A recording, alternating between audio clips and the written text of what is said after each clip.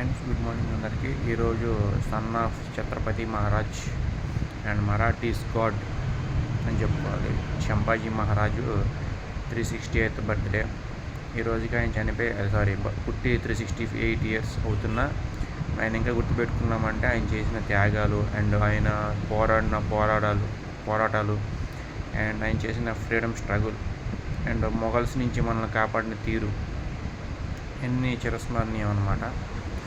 Mughals అయిపోయాక Britishers వచ్చారు. Britishers టైంలో అయితే ఈయన లేడులే, మొఘల్స్ టైంలో ఉన్నాడు శివాజీ మహారాజు కానీ ఈయన కానీ. మొఘల్స్ టైం 757 అనుకుంటా అంతం అయిపోయింది. అప్పుడు లోపు వీళ్ళిద్దరు అయిపోయారు, అంటే మొదలిద్దరు చనిపోవడం కానీ పుట్టడం కానీ అయిపోయింది. సో ఛత్రపతి శివాజీ మహారాజు కొడుకుగా ఛత్రపతి సంభాజీ మహారాజు ఎంతటి గొప్ప వీరుడు, ఎంత గొప్ప ఫైటరో మనం చాలా సినిమాలు చూసాము.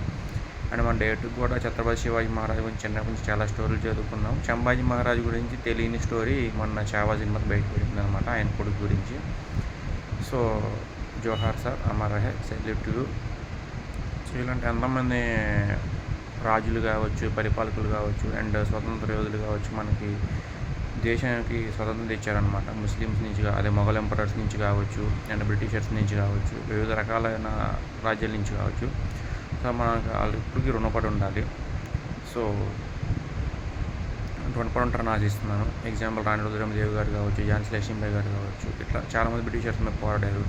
ఈయన మొఘల్ ఎంపరర్స్ మీద పోరాడారు, ఈయన కానీ శివాజీ మహారాజ్ కానీ ఇట్లా అనమాట. ఇదనమాట. Thank you so much.